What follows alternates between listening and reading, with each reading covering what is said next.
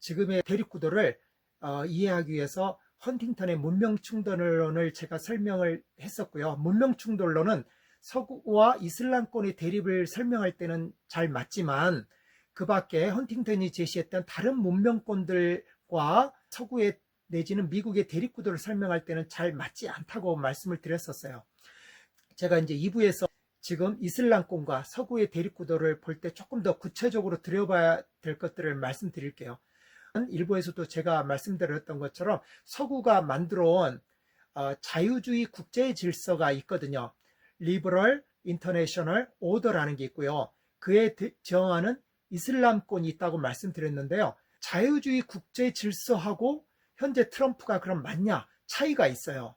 트럼프는 큰 흐름에서는 자유주의 국제 질서를 따라간다고 볼 수 있지만 트럼프가 갖는 독특한 성격이라는 게 일반적인 자유주의 질서보다는 오히려 현실주의 정치를 내세우고 있다고 볼 수도 있거든요. 그래서 자유주의 질서가 뭐냐, 그리고 현실주의가 뭐냐, 이렇게 세부 대립구도를 하나 알고 있어야 될 것 같고요. 또 하나 축인 그 이슬람권에 있어서도 지금 벌어지고 있는 전쟁은 오히려 이란하고 아랍권의 대립구도이기도 하거든요. 사우디라든지 UAE라든지 이런 국가들은 사실 지금 이스라엘과 미국 편을 들어주고 있고요. 이란은 걸프 국가들에 대해서 상당히 많은 미사일 발사나 드론 공격을 해서 피해를 많이 발생시키고 있거든요.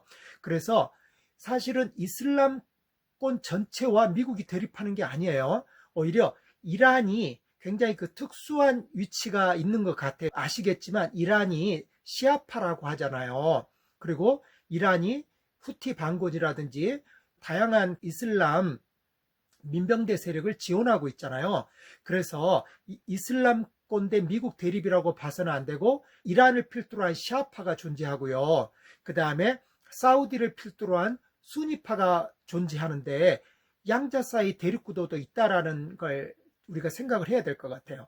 먼저 그러면 자유주의 세계질서라는 것하고요. 그 현실주의 정치 이것 사이의 관계를 좀 말씀을 드릴게요.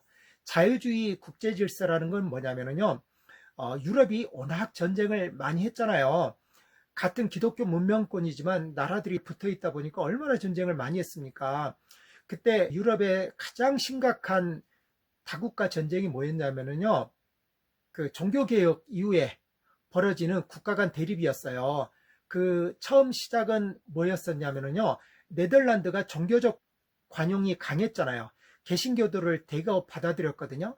그런데 당시에 카톨릭 국가의 패권을 쥐고 있었던 나라가 스페인이고 스페인 왕이 네덜란드를 공격을 하죠. 거기서 시작된 전쟁이 1568년부터 1648년까지 80년에 이르는 전쟁이 돼요. 그 결과로 오늘날의 네덜란드라는 국가가 만들어지고요.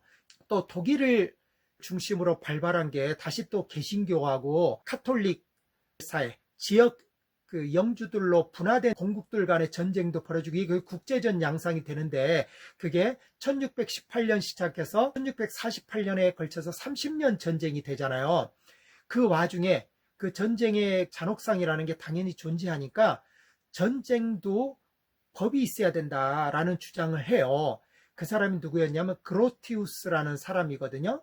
그래서 그 사람이 전쟁법 내지는 전쟁의 권리, 오늘날 들으면 생소하지만 무차별적으로 싸울 수는 없다라는 얘기를 하면서 이런 국제법을 발전시키게 돼요.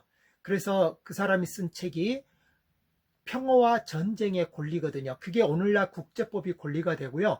1648년에 지금 현재 유럽의 국가틀을 만들어내는 게 웨스트팔리아 조약이잖아요. 거기에 반영이 되었다고 그래요. 그래서 웨스트팔리아 조약이 뭐냐면은 주권 국가들을 인정하게 되고요. 그 다음에 다른 종교를 갖는 걸 용인하게 돼요. 그게 오늘날 국제질서의 태동이 돼요. 또 한 번 계기가 있었던 게 뭐냐면요. 프랑스 혁명이 벌어지잖아요. 그래서 프랑스 혁명을 반대하는 다른 유럽 국가들과 또 전쟁이 벌어지게 되잖아요. 그때 프랑스 그 혁명 질서를 어느 정도 용인해 준 시기가 있었어요. 그게 스위스 에서 벌어진 그 협정인데요. 그게 벌어지는 과정에서 좀 더 문명화된 또는 자유주의적인 국제 질서가 필요하겠다고 해서 유명한 철학자 칸트가 정치 철학의 저서를 발간하는데 그게 또 굉장히 유명한 책입니다. 영구평화론이라는 책이에요.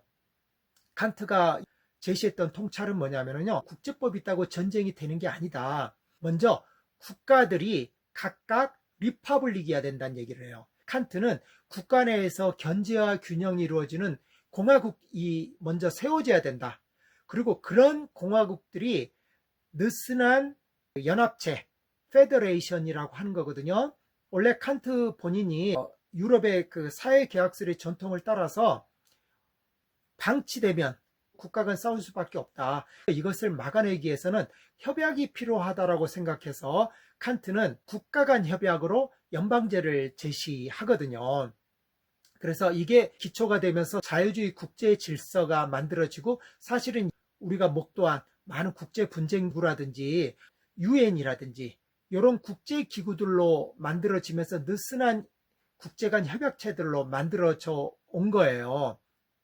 그런데 이에 대해서 그 현실주의 정치 그룹의 강한 비판이 있어요. 유명한 사람이 비스마르크가 있잖아요. 1800년대 말에 독일 통일을 만드는 데 큰 기여를 한 사람이잖아요.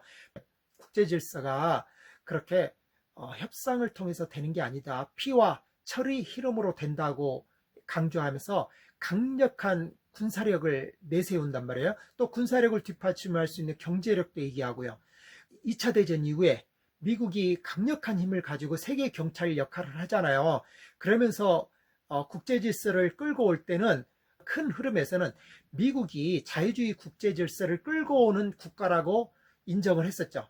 그래서 미국이 국제 분쟁에 개입을 할 때도 항상 자유주의를 내걸거나 또는 인권을 내걸거나 그렇게 해서 개입을 해왔었거든요. 그런데 변곡점이 만들어진 게 트럼프예요. 트럼프는 그런 자유주의 국제 질서를 부인하잖아요. 미국이 국제기구에서 탈퇴를 하거든요. 국제기구들이 미국 이익을 위협한다고 하고요. 그래서 미국 자체가 하나의 국가 이익을 강하게 내세우는 국가로 우리에게 지금 비춰지고 있는데 그 트럼프가 지금 이란과의 전쟁을 벌였단 말이에요. 그러면 여기서 우리가 어떻게 트럼프를 볼지 혼선이 있어요.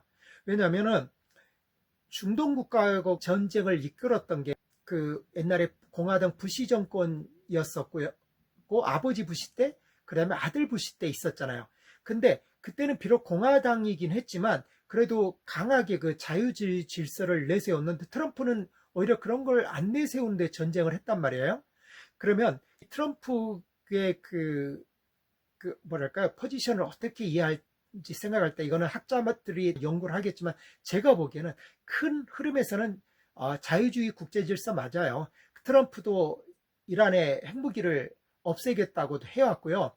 또 이란이 최근 1월 달에 그 시위 군중대를 대규모로 학살하는 일이 벌어지잖아요. 그래서 트럼프가 적어도 표면적으로는 국민들이 일어나서 정권을 바꿔라, 미국은 돕겠다 이런 얘기를 했고 이번 전쟁 기간에도 그런 메시지를 내고 있거든요. 큰 흐름에서 맞는데 유엔의 승인을 받는 전쟁을 한다든지 다국적군을 만든다든지 그렇게 하지 않아요. 트럼프는 미국이 갖고 있는 압도적인 그 군사력 우위를 가지고 전쟁을 하고 있는 면이 있거든요. 그래서 트럼프를 이해할 때는 한편으로는 전통적인 자유주의 세계 질서론을 깨기도 하지만 큰 흐름에서는 그것에 동조하는 면도 있다는 것을 이해를 해두시면 좋을 것 같습니다. 그 다음으로는 이슬람권을 이해할 필요가 있는데요. 이슬람권은 하나의 세력으로 봤었는데 이게 시간이 지나면서 점차 분화를 하는 걸 느낄 수 있습니다. 사우디아라비아나 아랍에미리트 같은 경우는 세속화를 추진하고 있거든요. 그리고 노골적인 서구권과의 대립을 내세우지도 않아요. 그래서 이번 전쟁에서도 적어도 중립적인 위치를 표방하거나 또는 간접적으로 미국 이스라엘을 돕는 입장이라고 할 수 있죠. 그런데 반면에 이란은 그 포지션이 굉장히 두드러진다고 할까요? 전통적으로 시아파와 수니파의 대립을 생각을 해야 되는데 그에 대해서는 이제 많이 소개를 하니까 더 잘 아실 수 있을 거예요. 근데 시아파가 상대적으로 소외된 이슬람권이라는 거는 생각을 해봐야 될 것 같아요. 그래서 시아파가 오히려 굉장히 이슬람의 가치를 내세우는데 그것을 가장 잘 집약하는 표현이 지하드 있죠. 지하드는 정확하게 같지는 않지만 홀리 워라고도 하거든요. 이란이 그런 아주 적극적인 확장 전쟁을 주도한다고도 볼 수가 있어요. 내전 세력들을 이란이 부추기는 면도 있잖아요. 이란이 지하드의 구심점 역할을 하고 있는데 과연 향후 이게 어떻게 될 것인가? 물론 대부분의 전문가들이 이란의 혁명 수비대도 없어지지 않을 것이다 이렇게 얘기를 해요. 그런데 이런 점은 있을 것 같아요. 이란 자체가 그 고립된 세력이 돼버린 건 맞는 것 같아요. 이란이 굉장히 무차별적인 폭격들을 다른 아랍권 국가들한테 퍼부었었거든요.